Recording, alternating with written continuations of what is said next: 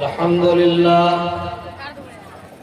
نحمده ونستعینه ونستغفره ونعوذ باللہ من شرور انفسنا ومن سیئات اعمالنا من يهده الله فلا مضل له ومن يضلله فلا هادي له أشهد أن لا إله إلا الله وأشهد أن محمدا عبده ورسوله صلى الله تعالى على خير خلقه محمد وعلى آله وصحبه أجمعين أما بعد أعوذ بالله من الشيطان الرجيم بسم الله الرحمن الرحيم إنا نحن نزلنا الذكر وإنا له لحافظون قال رسول الله صلى الله تعالى عليه وسلم إن الله تعالى يرفع بهذا الكتاب أقواما ويضع به آخرين أو كما قال صلى الله عليه وسلم عن عثمان بن عفان رضي الله تعالى عنه قال قال رسول الله صلى الله عليه وسلم خيركم من تعلم القرآن وعلمه أو كما قال صلى الله عليه وسلم. قابل قدر معزز علماء کرام، بزرگان ملت، عزیز طلبہ و طالبات اور میری اسلامی مائیں اور بہن، شام سے آپ حضرات نے بہت ساری مفید باتوں کو سماعت فرمایا. بالخصوص طلبہ اور طالبات کی زبان سے آپ کو استفادہ کا موقع ملا. کچھ دیر کے لیے مجھے بھی حاصل کیا گیا، لیکن رات کے جس حصے میں ہم لوگ بیٹھے ہیں یقیناً اور غالب ہونے لگتی ہے. بیٹھنے کے بعد آدمی نیند کی طرف مائل ہوتا ہے اور جو بات کہی جاتی ہے، ایک تو یہ ہے کہ وہ بات سمجھ میں نہ آئے تو زیادہ خطرہ نہیں، لیکن بدل کے سمجھ میں آئے تو زیادہ خطرہ ہے. بات الٹ جائے بہت خطرناک. اور کس قدر خطرناک ہے ایک طالب علم جو مکمل کمپٹیشن کی تیاری کرتا ہے. یہ دور مسابقہ کا ریس میں جو آگے بڑھتا ہے اسی کا دنیا استقبال کرتی ہے.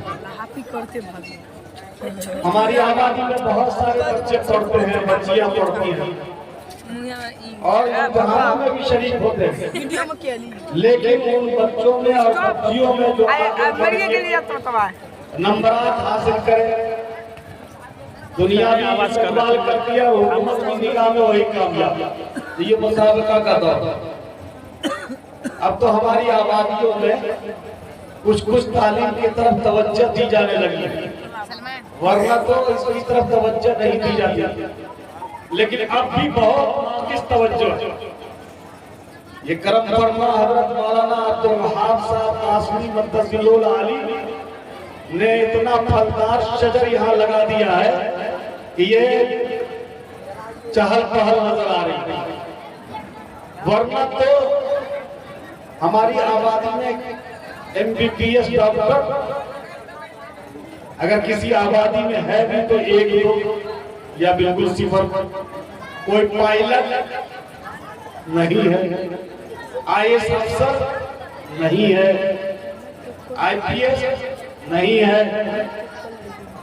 انجینئر تو ہو جاتے ہیں اسٹیپ میں، الگ بات ہے ملازمت نہیں ملتی ہے. سمٹ کے رہ گئے ہیں کہ ٹیچنگ لائن میں کچھ بچے ہمارے جاتے ہیں. تو کیسے ہم لوگ خواب دیکھتے ہیں کہ ہندوستان کا ہم حکومت کریں گے، ہر دنیا کی حکمرانی ہمارے ہاتھ میں آئے. جو لوگ یہ خواب دیکھتے ہیں وہ پوری رات محنت کرتے ہیں.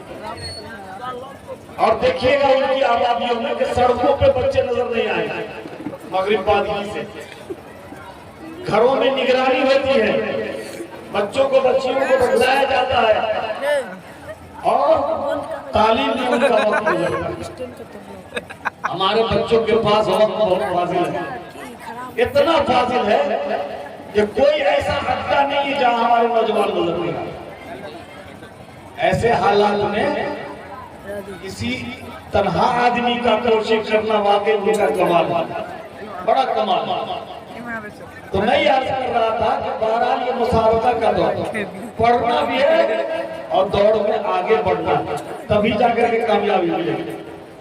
ایک طالب علم نے کئی سال تیاری کی اور وہ شامل ہوتا رہا امتحان میں, لیکن وہ دوڑ میں پیچھے ہو جاتا, ریس میں وہ آگے نہیں بڑھ پاتا تھا.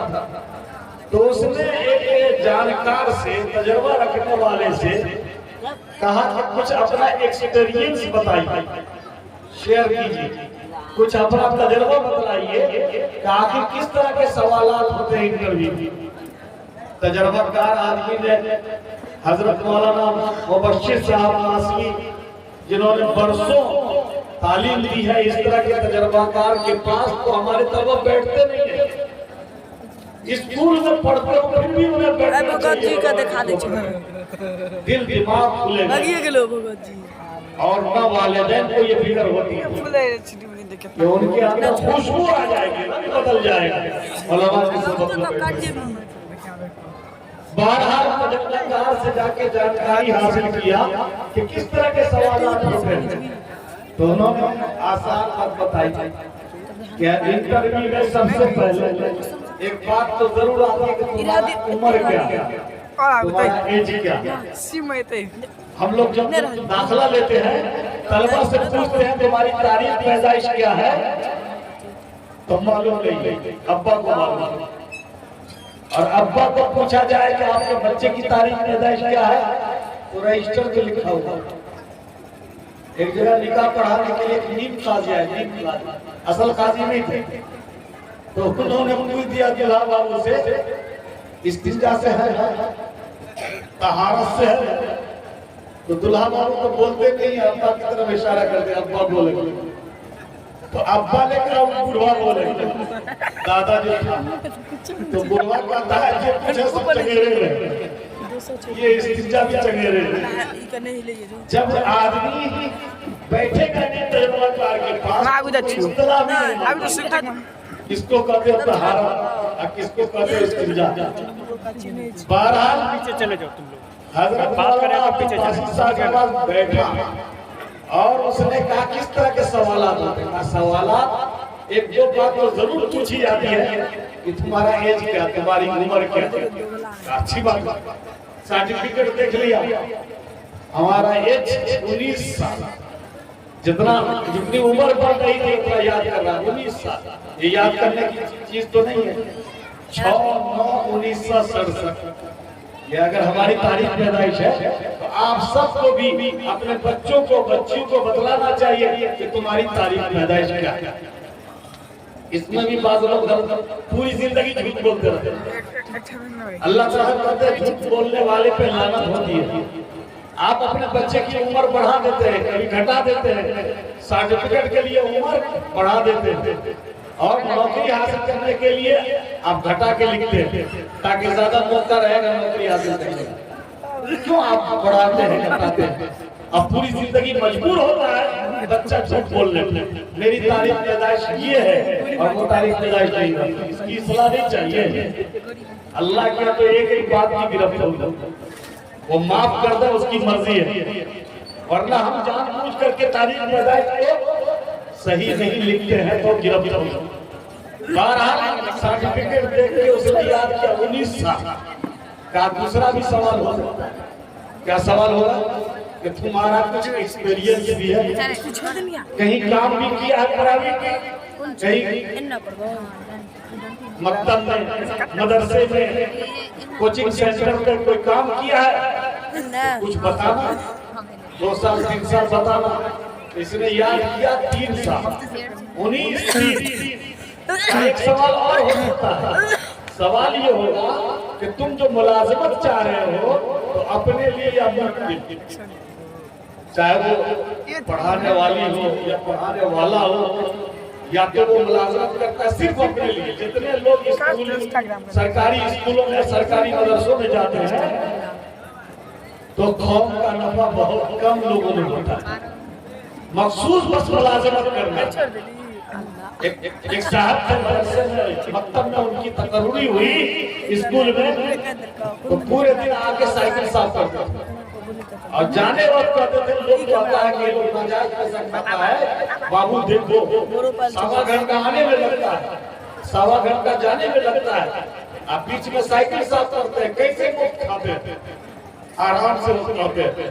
اگر کوئی پوچھ دے ماسٹر صاحب یہ سائیکل صاف کرنے کی تنخواہ آپ لیتے ہیں، یہ پڑھانے کی تنخواہ آپ لیتے ہیں، اور بچوں پہ تو بچے سے زیادہ استاذ کی محنت کی ضرورت ہے، تبھی بچے پڑھ پاتے.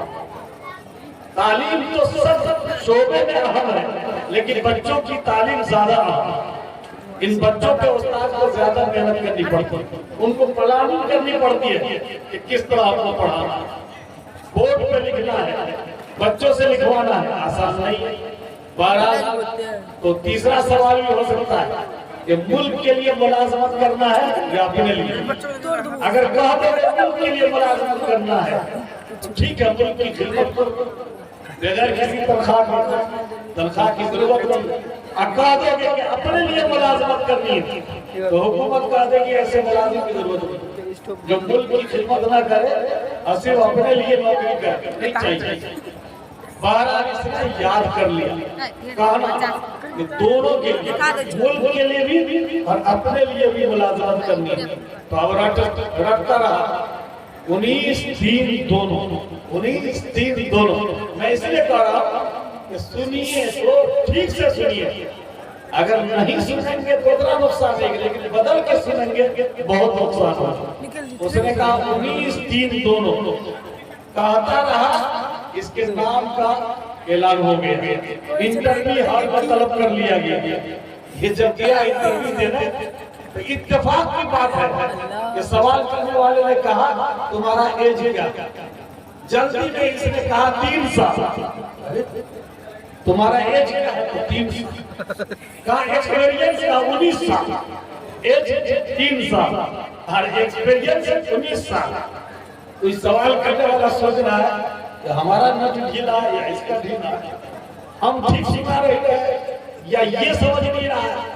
کہا یہ بتاؤ یہ اسکول ہمارا ڈھیلا ہے یا تمہارا ڈھیلا ہے؟ کہا دونوں. تیسرا ہی جواب اس کو یاد تھا، دونوں. سوال کرنے والا اور جواب دینے والا. ایسی اگر غافلوں کو سنائے رات میں سونے والوں کو، اس وقت ایک تعلیم کو ہم جگائے فجر کی نماز کے وقت، تو وہ جاگا نے آنکھ کھولا، بے ہوش تھا. میں کہا کیوں بھائی فجر کی نماز چھوڑ دیا تم نے؟ کہا بہت ٹھنڈک. کہا بہت ٹھنڈک تو نماز چھوڑو گے؟ ایک بیت لگایا تو دوڑ کے بھاگا، ہاؤس پہ بیٹھا ہوا، ہاؤس پہ بیٹھ کے وضو کر رہا، لنگی چھوٹ گئی بستر پر.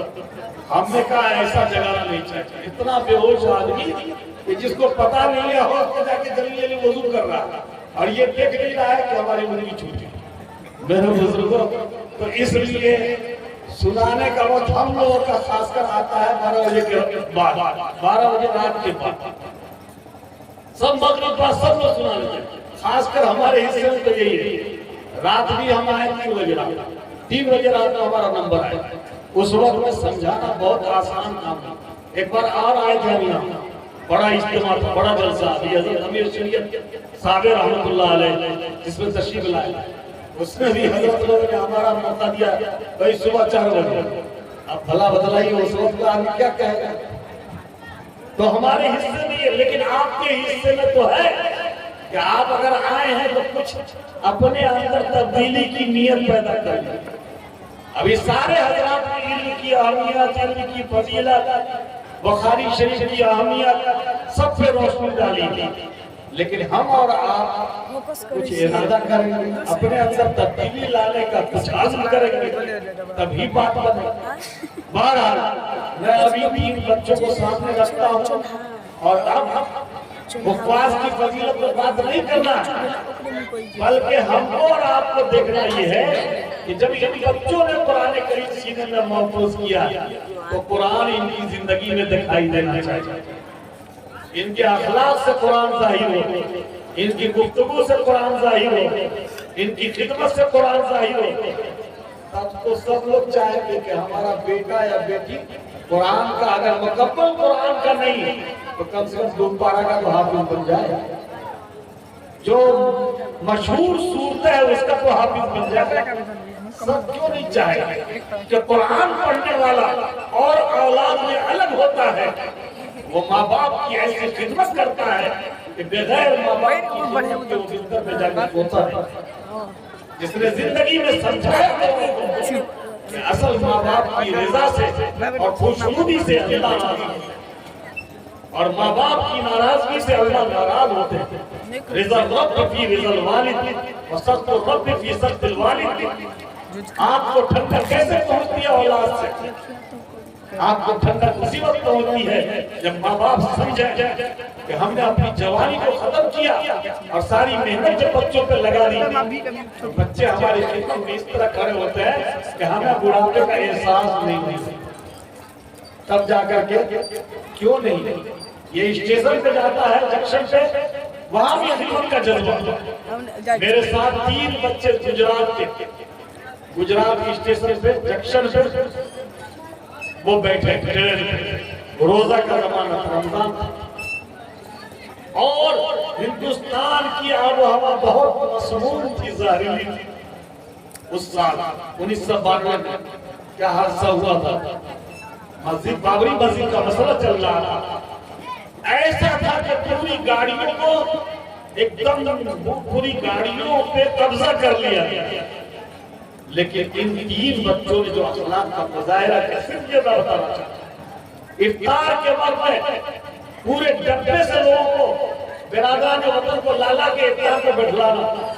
میرے بھائی آپ بھی میرے ساتھ چل رہے ہیں، ایک لقمہ ہی صحیح، ایک پھل ہی صحیح، آپ بھی لو، شربت کا گلاس سب کے سامنے پیش کرنا، اور نماز کے لیے جا نماز لے کے بھاگنا کہ ہم کہیں پڑھ لیں، آپ لوگ بیٹھو۔ خود اتنی شرم ہوئی ان لوگوں کو کہ ہم لوگ 6 آدمی تھے، انہوں نے اس حصے کو چھوڑ دیا۔ آپ لوگ نماز پڑھیے، آپ لوگ پورا دن روزہ تھے، آپ لوگ آرام سے بیٹھ کے چلے، تھوڑی دیر میں اخلاق سے سب بدل گئے۔ لیکن ہم لوگ تو کچھ سوچنے کے لیے کہاں سوچنے کے لیے، جلسہ بہت ہوتا ہے، جلسوں کی کمی نہیں، لیکن جلسوں میں ہی ہمارا جنازہ نکل جاتا ہے، آگے کیا باقی رہے گا؟ میرے بزرگوں تھوڑی دیر کے لیے بیٹھیے، لیکن کچھ سوچ کے جائیں، آج فیصلہ لے لیں، ایک سے نہ دوسرا بنے گا، ایک آدمی سے پورا گھر آباد ہوگا اور پورے گھر کے اندر سکون آئے گا۔ فیصلہ تو نہیں، قرآن پاک سینے میں بچوں کے یا بچوں کے سینے میں آتا ہے تو قرآن کی ایک تاثیر ہے، نہیں ہے قرآن کی تاثیر، قرآن کے اندر مقناطیسی صلاحیت ہے، جو دشمنی لے کر کے آتے تھے قرآن روکنے کے لیے، اور قرآن جب سن لیتے تھے تو قرآن ہی کے بل کے ہو جاتے۔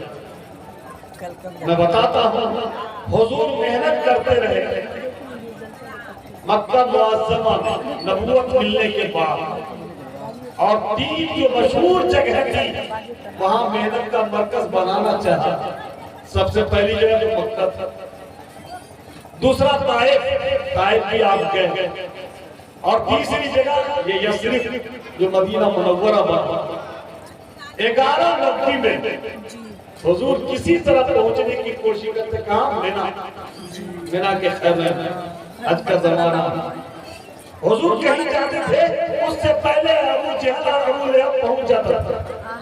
ابو لہب آگ لے کے پہنچتا تھا، جہنم لے کے، ابو جہل جہالت لے کے پہنچتا تھا، اور کہتا تھا جو آنے والا ہے وہ مجنون، اس کی بات مت سنو، جو آ رہا ہے وہ ساحر ہے، تمہارے پر جادو کر دے گا، اس سے ہٹ کے رہا، پہلے ہی لوگوں کو کہہ دیتا کتنی حضور کو اذیت ہوتی ہے۔ سوچئے ذرا ایسے ماحول میں کام کرنا کتنا مشکل ہوتا ہے۔ ارے ہم لوگ مدرسہ چلاتے ہیں، ان لوگ تو اتنا ہی نہ کہتے ہیں کہ مدرسہ کے نام پہ لاتا کھا لیتا ہے، جادوگر نہیں نہ کہتا ہے۔ آپ کے بارے میں یہ اگر مشتہر کر دیا جائے کہ مجنون ہے کتنا کم، ہم تو کہتے ہیں کہ حضور کی کچھ نہ کچھ سنت علماء کو ادا کرنا پڑے گا۔ آپ کام کریں گے تو لوگ کہیں گے کہ واقعی یہ مال لاتا اور کھا لیتا۔ میرے بزرگوں، کون آدمی اپنا معاوضہ نہیں لیتا کسی بھی لائن میں، اور اللہ کے لیے کام کر رہا ہو، کیا اللہ تعالیٰ اس کو رزق نہیں دیتے؟ کیوں یہ گناہ اپنے سر لیتے ہیں ہم لوگ؟ الباب مال اللہ کا، ہم لوگ اللہ کے کنبہ ہے، سب سے زیادہ حق ہے کہ اللہ کے شریعت کی اور اللہ کے دین کی خدمت کر رہے ہیں تو سب سے پہلے اللہ ہم کو کھلائے گا۔ اور آپ اللہ ہی سے آپ اگر نہیں مدد کر سکتے ہیں تو کم سے کم نفرت تو نہیں، دشمنی تو نہیں، فرق نہیں کریے۔ حضور سے دشمنی کرنے والے مشرکین تھے، کفار مکہ تھے، ایمان والے نہیں تھے۔ اس لیے میں عرض کرتا ہوں کہ کچھ برداشت کرنے کی صلاحیت علماء میں اللہ دے دے، برداشت کرنا ہوگا، لیکن یہ علماء صرف دنیا میں نہیں بلکہ آخرت میں بھی کام آئے۔ یہ سفارشی پر 12 میں عرض کر رہا تھا 1190 میں حضور کسی طرح مینا میں پہنچ گئے، مینا کے خیمے میں، اور مینا میں پہنچ کے جب ابو جہل اور ابو لہب کے پہنچنے سے پہلے چلے گئے تو اسلام کی حقیقت رکھنے کا موقع مل گیا۔ اسلام کی حقیقت رکھا۔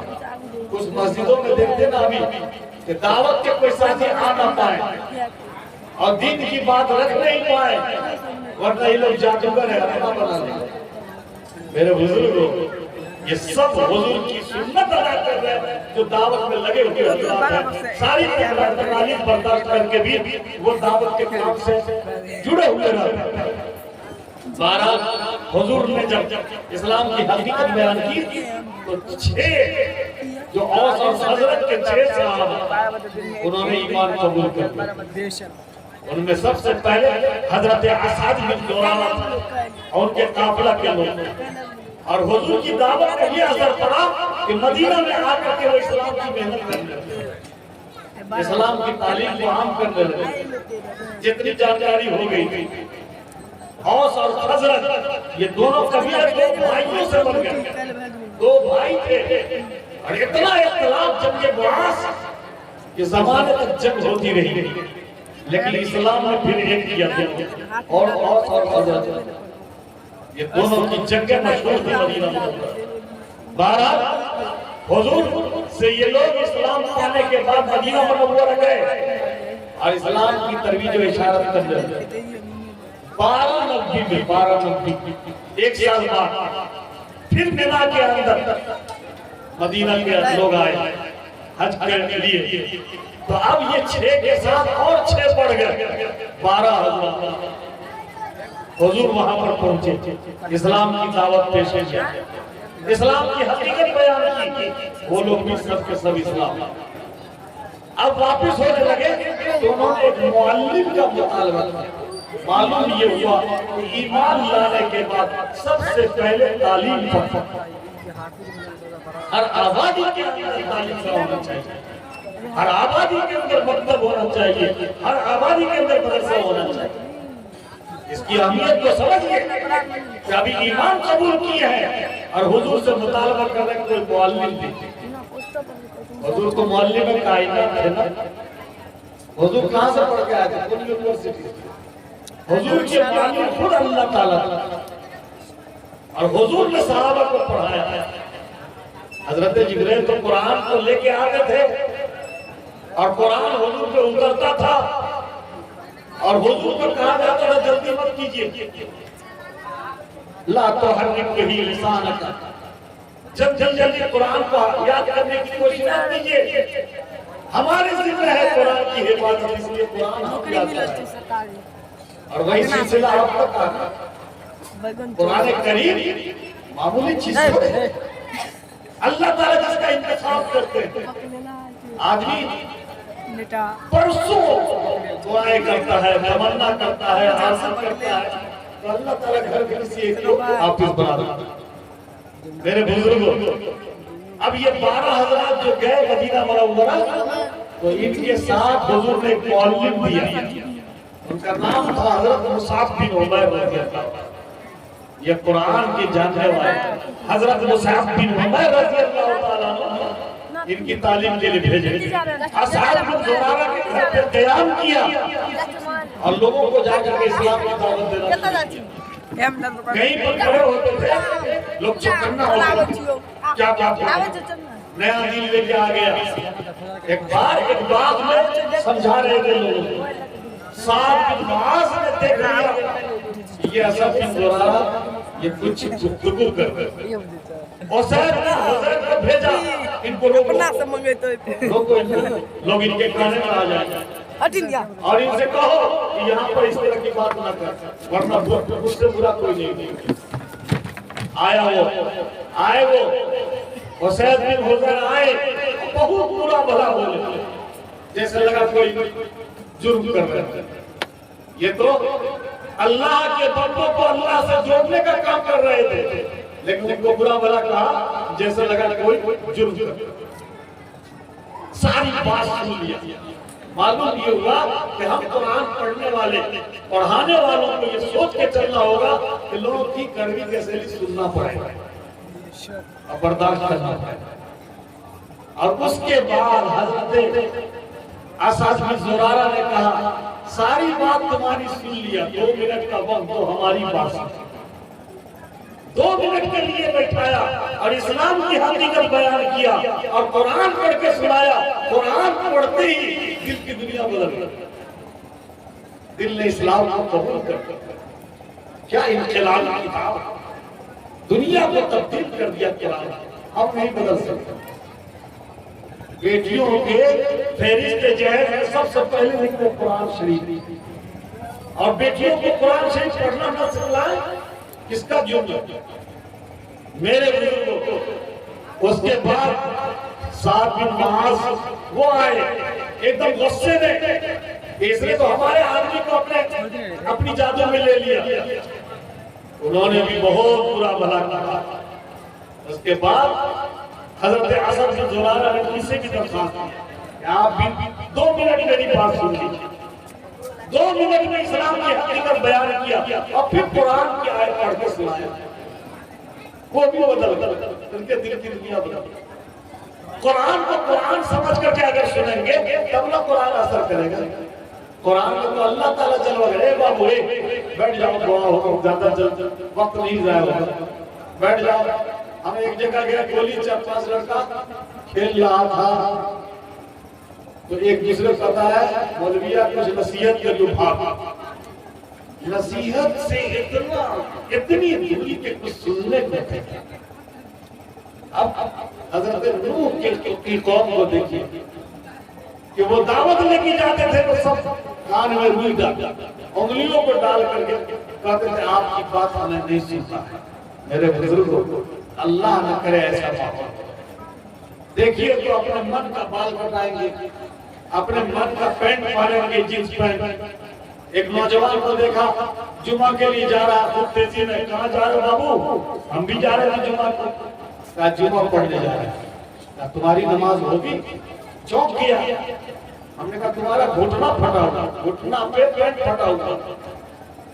پہلے ایک سوراخ رہتا تو لوگ نہیں خریدتے تھے کہ یہ ہو گیا. اب یہ ڈیزائن ہو گیا. آگے چل کے گھبراتے کہیں ہیں. جب سب کے ڈیزائن کو قبول کرنا ہے تو آگے چل کے پیچھے پھٹا ہوا رہے گا اور اس کو بھی ہمارا نوجوان شوق سے پہنے گا کہ ہم اچھا دکھائی دیتا ہے. یہ بال جو کاٹتے ہیں چاروں طرف اچھا دکھائی دیتا ہے. آئینہ دیکھنا چاہیے.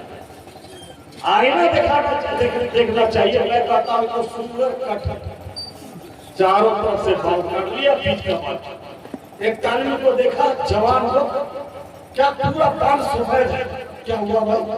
کہ یہ سفید کلر کیا، ایک بال سفید ہو جاتا تھا تو آدمی سوچتا تھا بڑھاپا آ رہا، اب پورے بال کو سفید کر رہا، جو آپ دیکھیں گے کر لگے۔ کیا ہمارے ہیرو حضور سے بھی بڑھ کر کوئی دوسرا ہیرو ہو سکتا ہے؟ ہم نے تو پڑھا ہے، ہم نے سمجھا اپنے بزرگوں سے کہ ہم سب کے لیے نمونہ کائنات کے امام تاجدار دو عالم محمد رسول اللہ صلی اللہ علیہ وسلم۔ ان باتوں کو ہم گھر میں سوچا تو صحیح، حضور گھر میں تربیت دیتے تھے۔ کوئی بچہ اگر سامنے سے نہیں کھاتا، کہتے تھے کہ دائیں ہاتھ سے کھاؤ، اپنے آگے میں کھاؤ۔ میرے بزرگ ہم لوگ تو بچوں کو کھلاتے نہیں، ہر گارجین کی ذمہ داری ہے، صرف مطلب بھیج دینا اس سے ذمہ داری پوری نہیں ہوگی۔ اپنے ساتھ سلائیں، اپنے ساتھ کھلائیں، دسترخوان کے آداب کو بتائیں اور شروع اور آخر کی دعا کو بتائیں۔ جب ماحول بنتا ہے تو ماحول کیسا بنتا ہے؟ ہم ٹرین میں آ رہے تھے دہلی سے، تو کچھ نوجوان اس میں غیر مسلم تھے، رمضان کا زمانہ تھا، تو اس میں سے جب افطار ہم نے کر لیا، ایک جوان آیا قریب نے کہا مولانا صاحب افطار کی دعا ہم سے سنیے تو سنایا، اللہم لک الحمد تو سنایا۔ کہا افطار کے بعد کی دعا سنیے تو ہماری، اس نے سنایا صاحب اعظم وقتلت العلوم وصبت الاجر انشاءاللہ تعالی۔ اس نے کہا سونے سے پہلے کی دعا ہماری سنیے۔ ہم نے کہا نام کیا ہے تمہارا؟ تو کہا رام ولاس۔ رام ولاس اور ساری دعا یاد؟ کہا مولانا صاحب ہم لوگ حیدرآباد میں ایک کارخانہ میں رہتے ہیں، کارخانہ کا مالک ہے مسلمان، وہ اپنے ہر کاریگر کو جماعت میں بھیجتے ہیں، تو ہمارا ساتھی کاریگر جو آتا ہے جماعت سے واپس تو مذاکرہ کی مجلس لگاتا ہے روز، تو ہم لوگ بھی بیٹھتے ہیں۔ ہمارا صاحب دعا پڑھنے میں کیا غلطی ہے؟ دعا پڑھنے تو اچھا ہی نہ ہے، ساری دعا غیر مسلموں کو یاد، ماحول بنا تو غیر مسلموں نے بھی دعا یاد کر لیا، اور یہاں اسکول میں پڑھتے ہیں تو دعائیں۔ آخر ہم نے کیا کیا؟ میں تو افسوس کرتا ہوں، کبھی کبھی لگتا ہے کہ یا اللہ ایسی دنیا دیکھنے سے پہلے ہی موت دیتی۔ سچی بات کہ ایک بھی طرز ہمارا اسلام ہے اور ہم فخر سے ہیں کہ مسلمان۔ قرآن کریم اگر پڑھتے اس کے اثرات ضرور ہو، میں نے بار بار کہا کہ اللہ تعالیٰ اس میں جلوہ کرتا ہے۔ متکلم کی حیثیت کلام سے ظاہر ہوتی ہے۔ ایک آدمی گفتگو کرتا ہے، اس کی گفتگو بتا دیتی ہے کہ یہ آدمی کتنا علم کا مالک ہے۔ ایک آدمی گفتگو کرتا ہے اور گفتگو میں فحش کرتا ہے، اس کی جہالت ظاہر ہوتی ہے، اس کا گنوار پن ظاہر ہوتا ہے، اس کی حیثیت ظاہر ہوتی ہے۔ ایک طالب علم ہے جو کہتا ہے شکریہ حضرت الحمدللہ ماشاءاللہ، تو ظاہر ہوتا ہے کہ یہ پڑھا لکھا نوجوان ہے۔ ایک غیر مسلم لڑکے کو میں نے بٹلا لیا، اس کو اسکول جانا تھا، اس کی بات چھوٹ گئی موٹر سائیکل پہ۔ جب اسکول کے قریب کہا کہ سر یہی روک دیجئے، ایک ہاتھ ایک پاؤں اٹھایا کہ تھینک یو۔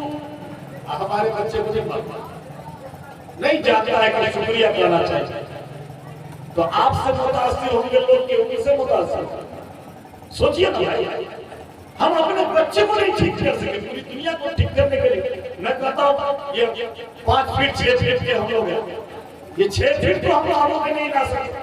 اب پوری ریاست میں کیسے اللہ تعالیٰ حکومت دے دے؟ حکومت مودی کو ملے گی اور یوگی کو ملے گی۔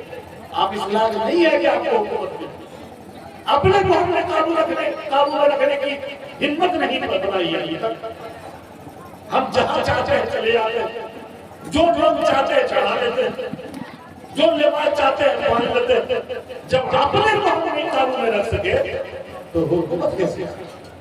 بہرحال میں یہ عرض کرتا ہوں کہ قرآن اثر کرتا ہے، متکلم جلوگر ہوتا ہے، کلام یہ حفاظ اور علماء یہ سنہ غور سے کہ واقعی آپ کے اندر اگر قرآن ہے اور احادیث مبارکہ ہے، ہماری بچیاں سنیں تو آپ کی گفتگو میں مٹھاس ہونی چاہیے، آپ کی گفتگو میں نرمی ہونی چاہیے، آپ ہلکے قدم چلیں، آپ کے چلنے میں اکڑ ظاہر نہ ہو، آپ خدمت کا جذبہ نکلا ہے، تاکہ لگے یہ کہ واقعی آپ نے علم سیکھا نہیں، علم دکھائی دیتا ہے کسی کے بھی کلام سے اس کی شخصیت ظاہر ہے۔ زیب النساء یہ بیٹی تھی بادشاہ، اورنگزیب بادشاہ کی بیٹی تھی زیب النساء، بڑی شاعرہ، بڑی عالمہ اور فصیحہ تھی۔ تو جب وہ شعراء کا کلام پیش کیا جاتا تھا، سب جب مجلس لگتی تھی تو سب اپنا اپنا کلام پیش کرتے تھے، وہ بھی اپنا کلام بھیج دیتی تھی۔ جیسے ابھی پردے سے بچیاں پڑھتی ہیں، اس کو بہت پسند آیا، اور اللہ تعالیٰ جزائے خیر دے ان بزرگوں کو۔ بعض جگہ پر جوان بچیوں کو اسٹیج پہ لا کے رکھ دیا جاتا ہے، یہی سے بے اصولی ہوتی ہے، لیکن یہاں مکمل اسلام کے آداب کا خیال رکھا گیا۔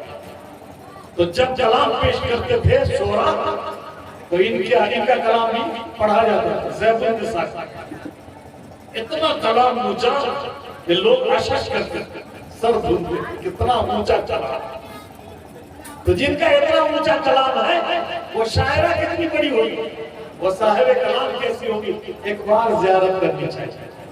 طبیعت چاہتا کلام کو سن کے، طبیعت چاہتا کہ متکلم کو دیکھو، متکلم کو کلام کرنے والے۔ قرآن سنتے سنتے آدمی کے اندر چاہت پیدا ہو جائے گی، کاش کہ اللہ تعالیٰ کا دیدار ہو جائے۔ اللہ تعالیٰ کا دیدار کرنا چاہتے ہیں کیا؟ لیلا اور مجنون سب چکر میں ہیں، ساری صورتیں جنہوں نے پیدا کی جس ذات نے، اللہ تبارک و تعالیٰ کے دیدار کے بعد دنیا کی ہر نعمت ماد پڑ جائے۔ اللہ تبارک و تعالیٰ کا دیدار کیسے ہوگا؟ قرآن پڑھتے پڑھتے متکلم کے دیدار کی چاہت پیدا ہوگا۔ تو زیب النساء کا کلام پڑھا جاتا ہے، شعراء نے خبر بھیج دیا کہ ہم لوگ آپ کی زیارت کرنا چاہتے ہیں۔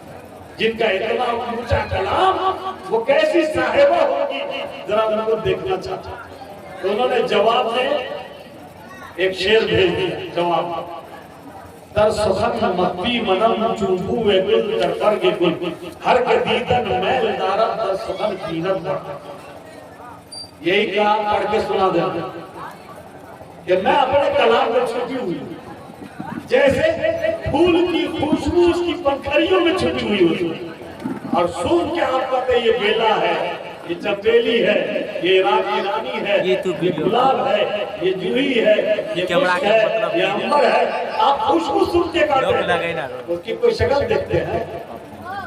خوشبو کی شکل نہیں ہوتی، پھول کی شکل ہوتی۔ در سخن مقبی منم چوبوے گل در برگ گل، ہر کے دیدن میل دارم۔ جو مجھ کو دیکھنا چاہتے ہو نا، میرے کلام میں مجھ کو دیکھتے۔ میں کہتا ہوں کہ آپ کی زبان سے باتیں ایسی نکلے کہ لوگوں کو جوڑنے والا ہو، توڑنے والا نہیں۔ واقعی اللہ نے ہمارا اور آپ کا انتخاب کیا، یہ اللہ کا شکر ہے، کرم ہے۔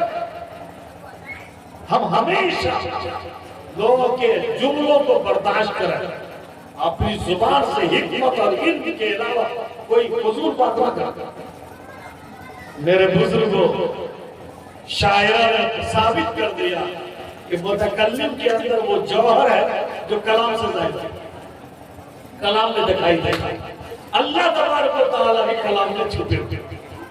اللہ تبارک و تعالیٰ کے کلام کو کوئی پڑھتا رہے گا، اس کے اثرات ہوں گے زندگی کی۔ جس کے گھر میں روزانہ ہر ایک قرآن شریف کی تلاوت کرے، ایک نہیں، سب کے سب، بچے ہو وہ بھی، بچیاں ہو وہ بھی۔ میں اپنے نوجوان بھائیوں سے کہتا ہوں، ٹھیک ہے آپ کرکٹ بھی کھیل لیجیے، ٹھیک ہے آپ ٹہلیے بھی، تفریح بھی کر لیجیے، لیکن تھوڑی دیر کے لیے قرآن شریف بھی تو لے کے بیٹھ جائیے، کچھ حصہ تو قرآن شریف پہ دیجیے۔ صبح میں تو قرآن شریف پڑھ لیجیے، سونے سے پہلے تو سورت کو پڑھ لیجیے، کچھ تو کیجیے، کچھ تو کیجیے۔ جہاں دوسری چیزوں کے اثرات زندگی پہ پڑیں گے، قرآن شریف پڑھیں گے تو اس کے اثرات بھی پڑیں گے۔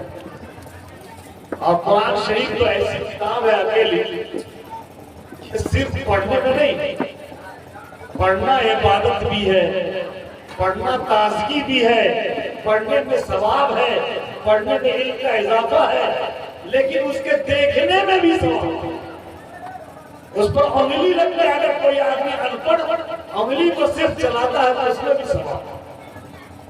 میرے بزرگوں قرآن جیسی انقلابی کتاب ہم کو ملی اور ہم بدلنے کو تیار ہیں. اس کا مطلب ہے کہ قرآن سے ہمارا رشتہ قرآن سے ہمارا رشتہ کیسے پیدا ہوتا ہے؟ ایمان کے پاس سب سے زیادہ ضروری ہے وہ تعلیم. ایمان کے پاس حضرت عمرو بن العاص رضی اللہ تعالیٰ عنہ صحابی بعد میں وہ مصر کے گورنر انہی کے ایک صاحب حضرت عبداللہ ابن عمرو بن العاص. ان کے والد جو تھے عاص بغیر ایمان لائے ہوئے ختم انتقال کر. ان کے پاس 100 غلام. انہوں نے وصیت کیا مرنے سے پہلے کہ میرے ہر ایک غلام کو آزاد کر دیں. وصیت کتنے میں نافذ ہوتی ہے سب جانتے آ رہے ہیں. 1/3 ایمان. 1/3 ایمان سے زیادہ کی وصیت اگر کوئی کرے مرنے سے پہلے تو وارثین کے اختیار میں. اگر وارثین چاہیں وصیت پوری کریں, نہیں چاہے تو فرض نہیں ہے, ضروری نہیں. انہوں نے کہا 100 غلام کو آزاد کر دیں. تو ان کے ایک لڑکے تھے ہشام. تو ہشام نے 50 غلام کو آزاد کیا. اور حضرت عمرو بن العاص انہوں نے کہا میں حضور سے پوچھوں گا تب آزاد. حضور سے گھر کے چلے گئے. تو ان کے والد عاص بن وائل تو بغیر ایمان کے قتل انتقال کر گئے. غلام آزاد کرنے کے لیے حضور سے پوچھنے گئے تو حضور نے فرمایا تمہارے ابا اگر ایمان لانے کے بعد انتقال کرتے تو غلام کا آزاد کرنا نفع پہنچاتا, صدقہ کرنا نفع پہنچاتا اور حج کرنا ان کے نام نفع پہنچاتا. 3 بات ہم لوگ کو ہمیشہ پسند کرنا چاہیے. ہمارے پاس ایمان باقی رہتا ہے. ایمان لانے کے بعد کوئی عمل کریں گے تو وہ نفع پہنچائے جائے. مرحومین کے لیے ہم لوگ دعا کریں وہ نفع پہنچائے گا, صدقہ کریں وہ نفع پہنچائے گا. لیکن پہلے ایمان پہ جانے کا, ایمان پہ خاتمہ کی تو فکر کریں کہ ہمارے آبا ہوتا ہے ہم جو جا رہے ہیں دنیا سے ایمان پہ ہمارا خاتمہ ہو جائے. پہلے تو اس کی میرے بزرگوں جب حضور نے 1290 میں مدینہ منورہ سے آنے والے صحابہ سے ملاقات کی اور اسلام پیش کیا تو ان سے بیعت لیا 5 باتوں پہ. یہ 5 بات آپ کے سامنے رکھتا ہوں, اپنی بات مکمل کر دوں. 5 باتوں پہ سمجھیے حضور نے بیعت لیا. اور یہ سب سے پہلی ہے جس میں حضرت اسد بن زرارہ بیعت کی باتوں پہ بھی فرمایا.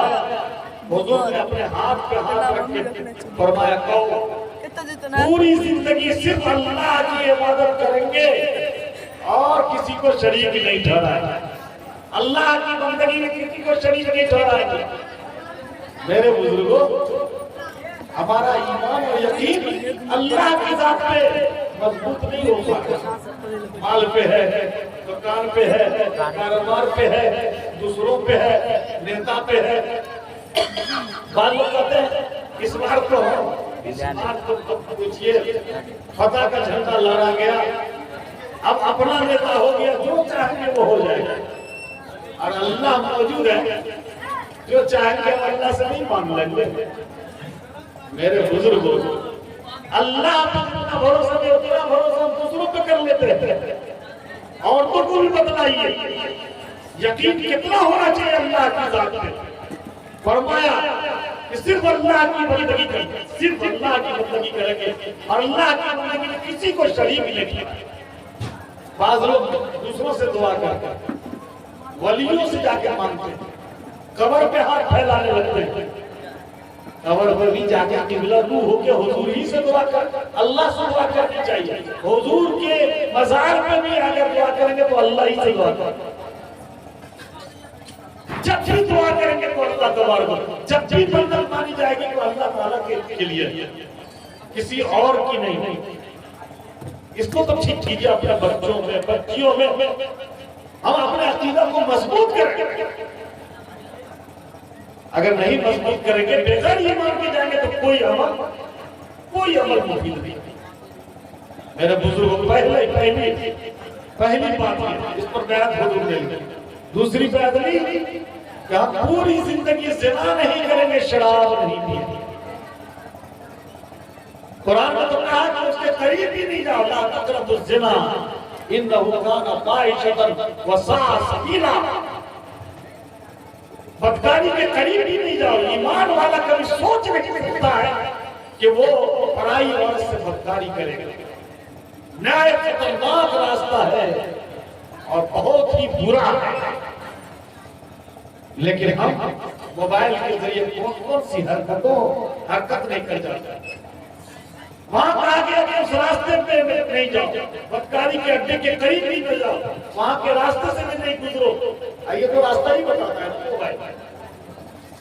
میرے بزرگوں، چوری ہماری آبادیوں میں چوری، مسجد سے چوری، مسجد کا پیسہ لے کے لوگ غائب ہو جاتے ہیں، اور کوئی غیر ایمان والا وہ تو مسجد کے پائیدان پر سے خاک اٹھا کے پیشانی میں لگاتا ہے۔ ہم نے دیکھا عورتوں کو، آپ کے سامنے ہو رہا ہے، دم کر دیجیے، اور اس کے بعد مسجد کے دیوار پہ سر مل کر کے وہ جاتی ہے کہ اس سے شفا دے۔ میرے بزرگ کہاں ہم چلے گئے؟ یہ دوسری بات جو حضور نے فرمائی، بیعت لیا کہ پوری زندگی نہ ہم چوری کریں گے نہ زنا کریں گے۔ میرے بزرگ، آدمی کا جسم اندر سے کھوکھلا ہو جاتا ہے بدکاری کرنے سے اور چوری کرنے سے۔ ہر وقت جنگ اس کے پیچھے آ جاتا ہے، ہمت ختم ہو جاتی ہے، اور اللہ نے جو ایمان والوں سے کام لینے کا فیصلہ کیا ہے وہ ختم ہو۔ گناہ بہت زیادہ پیچھا کرتا ہے، بہت پیچھا کرتا ہے۔ جب یاد آئے گا بڑھاپے میں، عمر آپ کی نہیں رہ جائے گی، کمزوری آ جائے گی، جو بھیانک کام ہم نے کر لیا اس کا حق تو آپ کو کرنا ہے۔ تب سمجھ میں آئے گا کہ جو وقت تھا بچنے کا ہم نہیں بچا سکے تھے۔ اس لیے ضرورت ہے اس بات کی کہ ہم لوگ کبھی سنا ہے، علماء کی مجلس میں بیٹھے ہیں، بہت حد تک ہم لوگ آگے جا چکے، جھوٹ کو جیسے تکیہ کلام کے طور پر استعمال کرتے، جھوٹ سمجھتے ہی نہیں۔ جو قرآن سینے میں بچوں کے ہے، اس نے جھوٹ سے منع کیا، اس نے چوری سے منع کیا، اس نے بدکاری سے منع کیا۔ تیسری بات جس کی بیعت لی گئی وہ کیا؟ تیسری بات جو بیعت لی گئی کہ کسی بھی پاک دامن پہ تہمت نہ کرو۔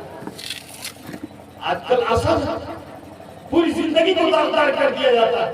کسی کی بھی بیٹی ہو، کسی کا بیٹا ہو، ہوٹلوں میں ہم چرچا شروع کر دیتے ہیں۔ کیا اللہ تعالیٰ سے آپ کو یہی امید، آپ اپنی امید وابستہ کر رکھے ہیں؟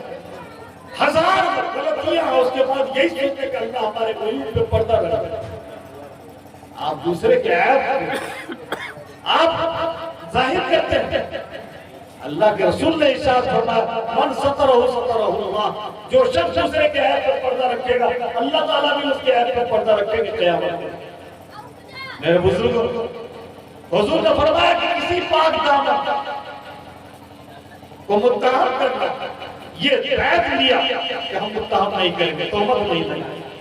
کسی کے بارے میں کہتے ہیں کہ یہ چل رہا ہے نا، یہ چل رہا ہے نا، یہ چندے کا پیسہ کھاتا ہے، کسی کے بارے میں اس کی زندگی پیسہ تھا کہ ہمیشہ سوچتا رہے گا کہ قوم ہمارے بارے میں کیا سوچے۔ میرے بزرگوں، بہت بڑا کبیرہ گناہوں میں یہ اول درجے کے گناہوں میں۔ اس کے بعد ارشاد فرمایا، چوتھی چیز چغل خوری نہیں کریں۔ یہ تو خوراک بن گئی مسلمان، آپ کے پاس بیٹھ کے آپ کی بات سن لیا اور دوسرے کے پاس جا کے اگل مل دیا، ان کی بات کو پھر لے کر دوسری جگہ رکھ دیا۔ چغل خوری نہیں کریں۔ اور پانچویں چیز کہ ہر اچھی بات میں حضور آپ کی اتباع اور پیروی کریں۔ یہ 5 باتوں کی بیعت ہے۔ یہی مطالبہ ہم لوگوں سے، حضور کے سامنے وہ لوگ حضور نے بیعت لیا۔ اگر ہم لوگ بھی حضور سے جاتے ملنے کے لیے تو حضور یہی پیغام دیتے۔ میرے بزرگوں، میں یہ چاہ رہا ہوں کہ پوری دنیا کے بیک وقت تو ہم نہیں ٹھیک کر سکتے، اپنے کو ٹھیک کرنے کی ہم کو فکر کرنی چاہیے نہیں کرنی چاہیے، اپنے بچوں پہ محنت کرنی چاہیے نہیں کرنی چاہیے۔ اگر آپ اپنے بچوں پہ محنت کریں گے، اپنے ذات پہ محنت کریں گے تو یقین جانیے کہ آپ کا گھر نمایاں ہو جائے گا۔ غریبی کیسے پاکیزگی وہاں ملے گی، وہاں محبت ملے گی، وہاں اللہ کی بندگی ملے گی، وہاں قرآن کی تلاوت ملے گی، وہاں صفائی ملے گی، وہاں خدمت ملے گی۔ اور جہاں دولت ہے وہاں گندگی ہے، دل کی گندگی الگ ہے، وہاں اکڑ ہے، وہاں بدخلقی ہے، وہاں اللہ کی نافرمانی ہے۔ تو آپ کا گھر امتیازی اللہ تبارک و تعالیٰ اس کو ستارے کی طرف چمچاتے ہیں، فرشتوں کے یہ فرشتے دیکھتے ہیں اس گھر میں تلاوت ہو رہی ہے، اس گھر میں قرآن پر عمل ہو رہا ہے، اس گھر میں نماز کا اہتمام ہو رہا ہے، تو اللہ تبارک و تعالیٰ کے سامنے یہ گواہی دیتے ہیں۔ میرے بزرگوں، میں یہ سمجھتا ہوں کہ آپ فیصلہ ضرور لیں گے۔ میں نے کہا تھا کہ آپ بیٹھیے تھوڑی دیر، آپ فیصلہ لیں۔ دیکھیے اللہ تبارک و تعالیٰ اپنی کتاب کی حفاظت کو جس سے چاہیں گے لے لیں، اس میں پریشان ہونے کی ضرورت نہیں ہے، اس میں ایک دم پریشان ہونے کی ضرورت ہے۔ مامون رشید کی بارگاہ میں، ان کے دربار میں علماء کا مذاکرہ ہوتا، ان کے درمیان بحث ہوتی، اس بیچ میں ایک جوان آدمی خوبصورت صاحب زبان وسیع و غلیظ وہ بھی آیا، بحث میں حصہ لیا اور اسلام کے خلاف اس نے اپنی تقریر دی۔ جب مجلس ختم ہوئی تو مامون رشید نے اس کو الگ سے بلایا اور کہا تم کیا ہو؟ تو ظاہر ہے کہ اسرائیلی، لیکن علم بہت اونچا تھا، بحث میں سمجھ لے گیا، زبان اچھی تھی۔ تو مامون رشید نے ان کے سامنے اسلام پیش کیا، اسلام لیا۔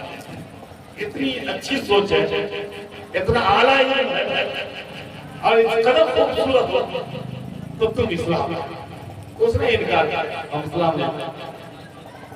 کئی سال تک وہ گم رہا، اس کا پتہ نہیں چلا۔ کئی سال کے بعد پھر ایک مجلس میں وہ آ گئے مامون رشید کی دربار کی بارگاہ، ان کے دربار پھر بات شروع ہوئی۔ بات شروع ہونے کے بعد جب وہ نوجوان آیا وہ اسلام کے ساتھ آیا، وہ مسلمان ہو چکا تھا۔ مامون رشید نے پوچھا کہ آخر اس وقت تم نے انکار کیا، لاکھ سمجھانے کے باوجود تمہارے دل میں تھوڑی بھی نرمی نہیں رہی، آخر کیا بات؟ اس عرصے میں ہم نے ایک کام کیا، توریت کے کئی نسخے چھپائے، یہودیوں کے درمیان بیچ دیے، سب میں خوبصورت دیکھ کے، دیدہ زید دیکھ کے ہاتھ لے لیا، قیمت بھی ادا کی، منہ مانگی۔ ہم نے اس کو تین نسخے کو تین طرح کر دیا، سب سے خرید لیا۔ پھر ہم نے اسی طرح سے زبور کے ساتھ کیا، اس کا بھی تین نسخہ ہم نے لکھا، اپنے ہاتھ بہترین لکھا اور تین کو تین طرح سے تبدیل کر دیا، اور خوبصورت طباعت کے بعد، طباعت کا زمانہ نہیں تھا، اس کو بیچا تو منہ مانگی قیمت مل گئی۔ انجیل بھی ایسے ہی کیا اور چھپا کر کے بیچ دے، خوب قیمت ملی۔ لیکن قرآن شریف ہم نے تین نسخہ لکھا اور ہلکا سا فرق کے زبر زیر کا نقطہ کا فرق کیا، ہم مسلمانوں کے پیچھے لے گئے، اس کے مرتبہ کے پاس گئے، ارشاد کرنے والے کے پاس لے گئے کہ یہ قرآن شریف ہم نے لکھا ہے، اس کو اس کا ہدیہ دے کر لے لیں۔ کہا اس کا ہدیہ تو بعد میں دیں گے، اس کو پہلے پرکھ لیتے ہیں، پرکھ لیتے ہیں، حافظوں کو بلاتے ہیں کہ قرآن میں تم نے حرف اور حرکت کی بھی رعایت کی ہے کہ نہیں، پڑھا تو ہمارا فرق ظاہر ہو گئے، ہم نے جو تبدیلی کی تھی ظاہر ہو گئی۔ جب ظاہر ہو گیا تو کہا اس کی کچھ بھی قیمت نہیں، اس کو لے کچھ بھی قیمت نہیں، یہ قرآن وہ قرآن نہیں جو منزل من اللہ۔ میرا یقین ہو گیا کہ واقعی صرف قرآن محفوظ ہے، باقی کوئی کتاب محفوظ ہے، اس لیے ہم اسلام میں تو قرآن کی حفاظت کی ذمہ داری تو خود اللہ لیے، لیکن ہماری قسمت جا جائے گی کہ قرآن کی تلاوت میں رہیں گے، قرآن کی تعلیم میں رہیں گے، قرآن کی حفاظت میں رہیں گے، تو قرآن کی نسبت سے اللہ ہماری بھی حفاظت کرتا ہے، ہمارے اسلام کی حفاظت کرتا ہے۔ اس لیے میرے بزرگوں بس ایک کام کیجیے، اپنے گھر میں آپ مذاکرے کی دلیل لگائیں گے، بچوں کو بچیوں کو کھانے کے وقت میں جمع کر کے دعا سنیے، صبح میں ان کی نگرانی کیجیے کہ قرآن کی تلاوت کریں، رات میں سوتے وقت سورتوں کو پڑھ کے وہ سوئے، آپ کے گھر سے شروعات کریں۔ اور پھر تعلیمی میدان میں آگے بڑھانے کے لیے سب کچھ بھول جائیں گے، زمین بیچنا پڑے بیچے، کوئی فرق نہیں، لیکن پڑھائی اس کو آگے بڑھائیے۔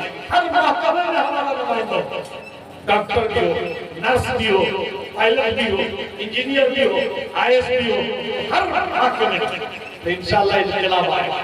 آبادی کے دو چار فکر پیدا ہوں گے تو آبادی بڑھے گی، 2-4 سال 10 سال محنت کریں گے تو تبدیلی کریں گے۔ اچھا، جن جگہوں کو پڑھنے پڑھانے کا رواج ہے لڑکے زیادہ آوارہ گردی نہیں کرتے، جہاں پڑھنے پڑھانے کا رواج نہیں ہے وہاں آپ کنٹرول نہیں کر سکتے۔ اللہ نے اسے کام دیا ہے کرنے کا، اور تب فضولیات سے منع کیا، کام کرنے کا نہیں دیں گے تو لوگ فضولیات میں ملوث ہیں۔ بس دعا کیجیے کہ اللہ اس ادارے کی حفاظت فرمائے اور اس کا فیض اور عام ہو۔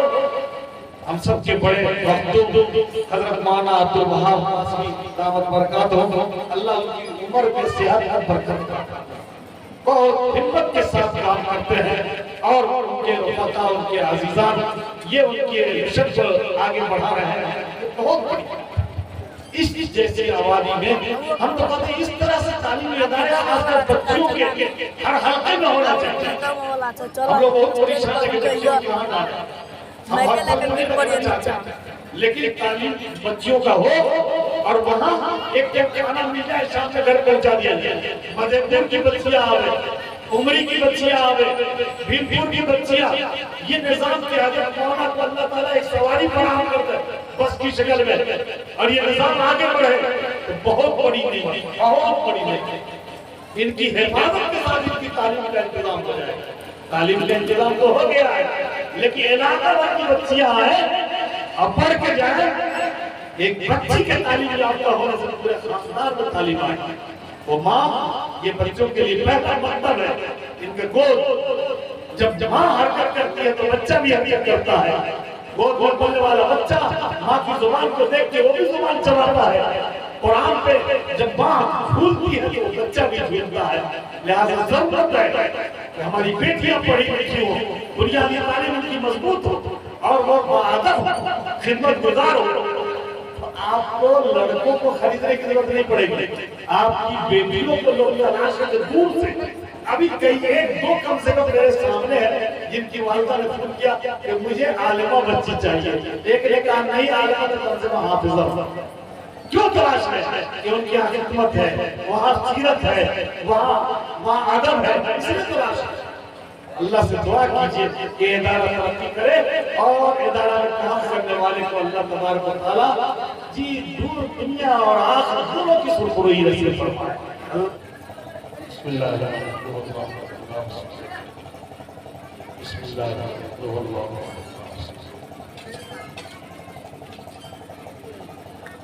بسم اللہ الرحمن الرحیم، اللہم صلی علی سیدنا شفیعنا نبینا مولانا محمد وعلی آلہ وصحبہ اجمعین۔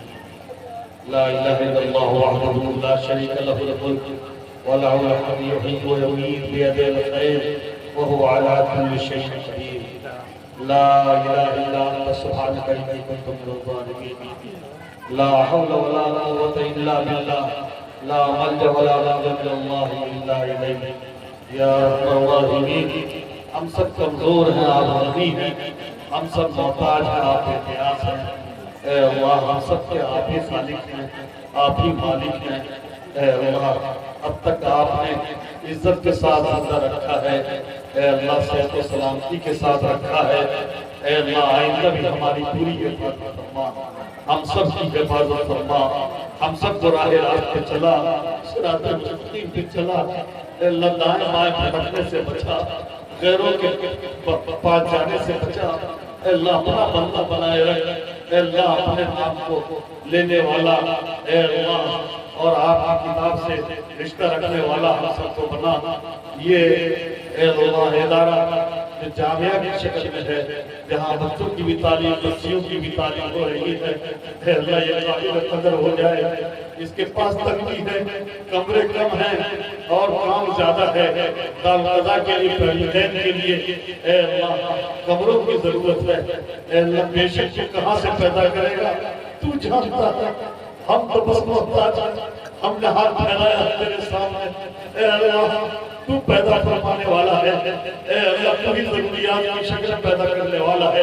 اے اللہ اس ادارے کی ضرورتوں کی تکمیل کے لیے اسباب پیدا فرما دے، اے اللہ سہولیات پیدا فرما دے، کام کرنے کے لیے جگہ عطا فرما اور کام کرنے کے لیے کمرے عطا فرما۔ اے اللہ یہ تیرے دین کی اشاعت ہے، اے اللہ جس کو تو پسند کرتا ہے، جب تم نے اپنے بندوں کو اپنے کام پہ لگایا ہے، اے اللہ اس بندوں کی مدد فرما، اپنے بندوں کی مدد فرما۔ اے اللہ یہ پاکیزہ مجلس ہے، تمام حاضرین والے علم ہیں، اے اللہ اس وقت سورہ اخلاص کی تلاوت ہوئی ہے، اس سے پہلے بھی بچوں نے قرآن کریم کی تلاوت کیا ہے۔ اے اللہ تو جانتا ہے تیرے جو جانے والے بندے ہیں وہ اب عالم برزخ میں ملیں گے، دنیا میں واپس نہیں آئیں گے، وہ داغ فرقت دے کے چلے گئے، سبوں کو رلا کے چلے گئے، بالخصوص تازہ جناب ماسٹر زبیر صاحب، اے اللہ ان کی روح کو جنت الفردوس میں سکون عطا فرما، ان کی قبر کو نور سے بھر دے، اے اللہ ان کے ساتھ تمام وہ مومنین و مومنات جو اس آبادی کے دنیا سے جا چکے ہیں، اے اللہ تیرے پاس پہنچ چکے ہیں، اے اللہ ان سب پہ رحم و کرم فرما، ان کی قبروں کو نور سے بھر دے، ان کے سیئات کو معاف فرما دے، اے اللہ ان کی نیکیوں کو قبول فرما لے، اور جس طرح کی بھی حصہ داری اس ادارے میں یہاں کے لوگوں نے اور آس پاس کے لوگوں نے حصہ داری لیا ہے، اے اللہ ان سب کو اس کا اجر عطا فرما، دنیا میں بھی بدلہ عطا فرما، آخرت میں بھی تو اپنی رضا عطا فرما۔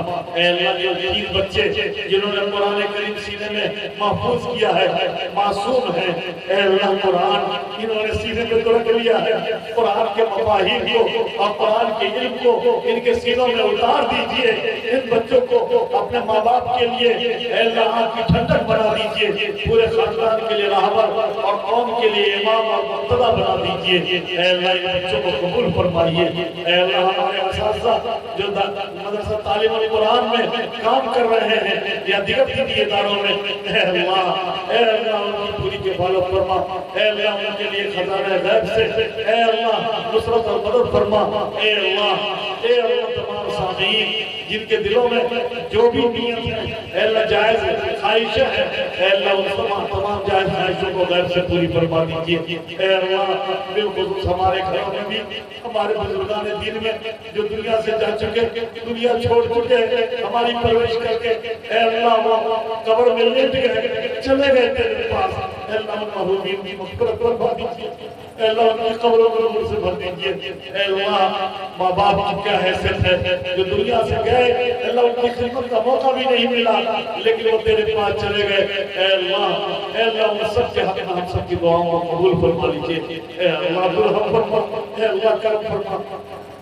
ہندوستان کے جس طرح کے حالات ہیں اے اللہ یہ مسلمان جو مظلوم کی زندگی گزار رہے ہیں، اے اللہ یہ مسلمانوں کی پوری مدد فرما، قوت و توانائی عطا فرما، اے اللہ رحم فرما دے، اے اللہ رحم فرما دے، اے اللہ کرم فرما دے، اے اللہ یہ ادارہ بہت کمزور وسائل کی لائن سے بہت ساری ضروریات ہیں لیکن تیرے یہاں کوئی کمی نہیں ہے، تو کام پیش لینا چاہتا ہے، یہ تیرے نیک بندے ہیں جہاں بچیوں کی تعلیم کا انتظام انہوں نے کیا ہے، حضرت مولانا جو ہم سب کے مخدوم ہیں پوری زندگی اے اللہ مجاہدانہ گزری ہے، اے اللہ ان کی صحت اور ان کی قوت میں برکت عطا فرما اور ان کی موجودگی میں اے اللہ ان کی زندگی میں اس ادارے کی تمام ضروریات کو اے اللہ غیب سے پوری فرما دے، اے اللہ ہم سب کی دعاؤں کو قبول فرما لے۔ اللہم انا نسألک من خیر ما سألک منہ نبیک وحبیبک محمد صلی اللہ علیہ وسلم ونعوذ بک من شر استعاذک منہ نبیک وحبیبک محمد صلی اللہ علیہ وسلم